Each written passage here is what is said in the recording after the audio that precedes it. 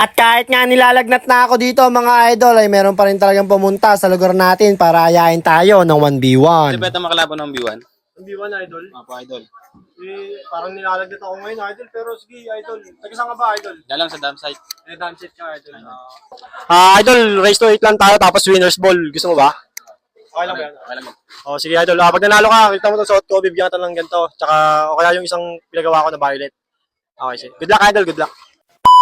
Pero bago nga ang lahat mga idol sa mga naghahanap ng mga solid na patahiyan, huwag na kayong lumayo pa mga idol, ipin nyo na ang page ng Brent Sports Apparel. Dahil 3 days before lang mga idol ay makukuha nyo na agad yung mga uniform na pinagawa nyo. Murang-mura na mga idol, kaya ano pang hinihintay nyo mga idol, dito na kayo magpagawa, mura na, may sukli ka pa, let's go! Namiss ko na nga agad sa kanya yung bola mga idol at sa kanya ito napunta.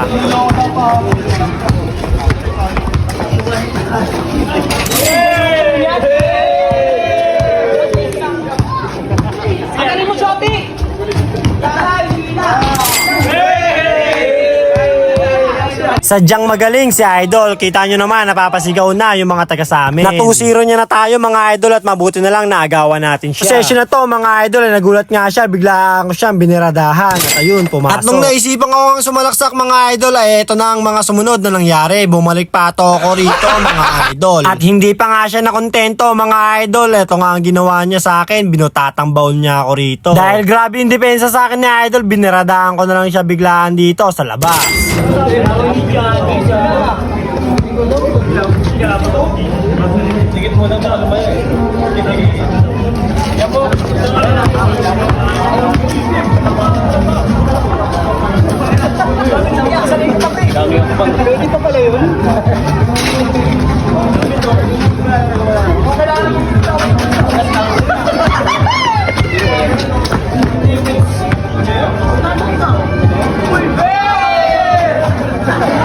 Sobrang tigas ng depensa kaya biniradaan ko na lang siya sa labas mga idol. Grabe rin talaga tong nakalabang ko mga idol, parang hindi siya napapagod. Kita nyo naman sa galawan.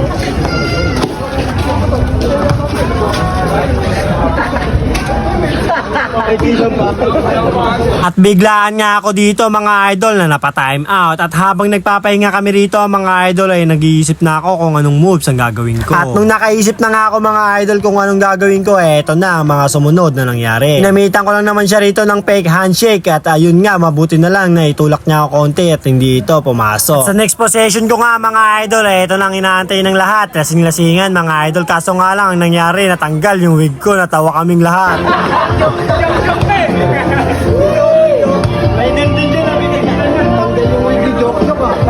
Hindi ko na nga itinuloy yung mga